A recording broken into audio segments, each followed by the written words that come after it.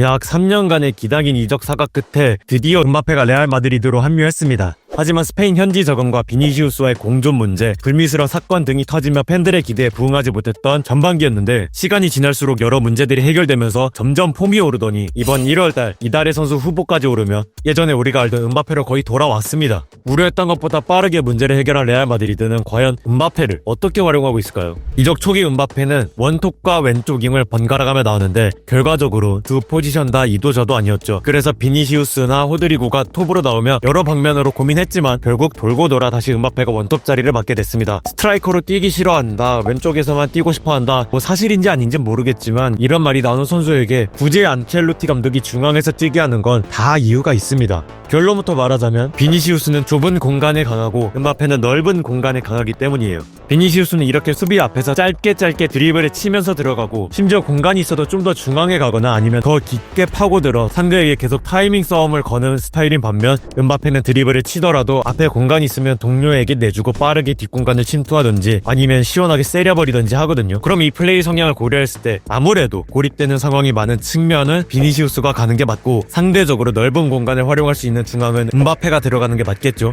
결국 성향적인 측면을 고려했을 때 음바페는 윙포워드보다 스트라이커로 활용하는 게 맞는 거고 안첼로티 감독도 여러 고민 끝에 지금의 결론을 내린 거죠. 그리고 레알 마드리드 전술에도 음바페의 성향과 특성이 잘 맞아 떨어집니다. 경기를 보시면 보통의 스트라이커라면 어디서든 공격 전개를 할 때 연계를 위해 내려오긴 하지만 대부분 수비 라인에 붙어있거나 중앙에 있잖아요. 근데 음바페는 활동폭을 넓게 가져갑니다. 지금 보시면 이렇게 수비 라인에 붙어있다가 모드리치가 전진해서 수비를 끌고 가니까 뒤로 쓱 빠져요. 이러면 음바페를 마크해야 하는 중앙 수비가 여기까지 올라올 순 없잖아요. 완전히 프리한 상황에서 공을 받을 수 있는 겁니다. 그럼 음바페는 후방이지만 아무런 방해 없이 볼을 받을 수 있다 보니 할 수 있는 플레이에 제약이 없어져요. 그리고 여기서 본인의 장점인 스피드를 활용할 수 있는 겁니다. 이렇게 볼을 받아서 동료에게 건네주고 다시 전방으로 뛰어 들어가는데 이러면 빈 공간을 본인이 보면서 찾아 들어갈 수 있고 게다가 스피드를 상대 이선에서부터 내며 들어가다 보니 가속도가 붙잖아요. 라인 브레이킹에 굉장히 용이하다는 겁니다. 안 그래도 빠른 애가 가속도까지 받으면 수비는 막을 방법이 없거든요. 동료들은 타이밍에 맞춰 패스를 찔러주기만 하면 됩니다. 아니면 음바페가 침투하면서 생긴 공간을 다른 동료들이나 본인이 활용해도 되고요. 음바페의 이 스피드 하나로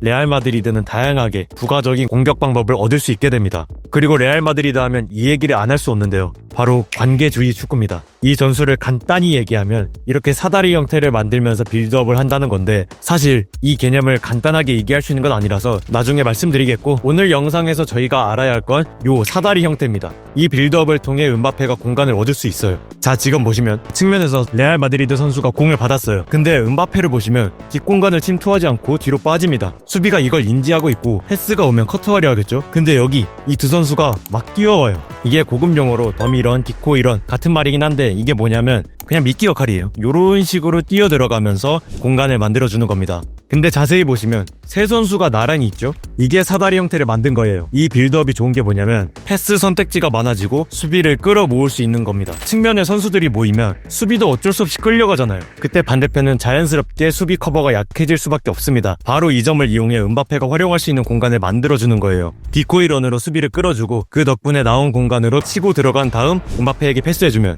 공간 보세요. 어마어마합니다. 게다가 우측에 다른 동료도 있죠? 내주고 들어가든 중거리 슛을 때리든 하고 싶은 거 하면 됩니다. 다른 장면 보시면 측면에서 비니시우스가 공을 잡으니까 호드리구가 디코이런 띄워주죠. 그럼 안으로 치고 들어오는데 굳이 수비에게 둘러싸인 벨링엄에게 줍니다. 이것도 관계주의 축구 특징 중 하나인데 수비가 많은 곳에 일부러 보내는 거예요. 그래야 수비가 몰리니까요. 그리고 지금 음바페랑 호드리구 보시면 벨링엄 기준으로 사다리 형태 만들어졌죠. 이게 동선이 겹친 게 아니라 일부러 이러는 거예요. 게다가 수비가 견제할 수 없는 범위 밖에 있다가 가속도 내서 뒷공간 침투하는 음바페 특유의 플레이 스타일을 호드리구와 사다리 형태로 가까이 있으니까 할 수 있는 여건이 마련됩니다. 그래서 벨링엄이 이걸 보고 뒷공간 파고드는 음바페에게 패스를 찔러 넣어주는 거죠. 처음 음바페가 레알 마드리드에 왔을 때 이 전술에 적응을 잘 못했는데 지금은 완벽하게 적응했고 그래서 다시 폼을 회복한 겁니다. 아직 첫 시즌을 완전히 보내지 않았음에도 적응을 빠르게 잘 해낸 음바페가 과연 레알 마드리드를 어떻게 바꿔나갈 수 있을지 앞으로가 더 기대가 됩니다. 오늘은 여기까지 PBSL이었습니다.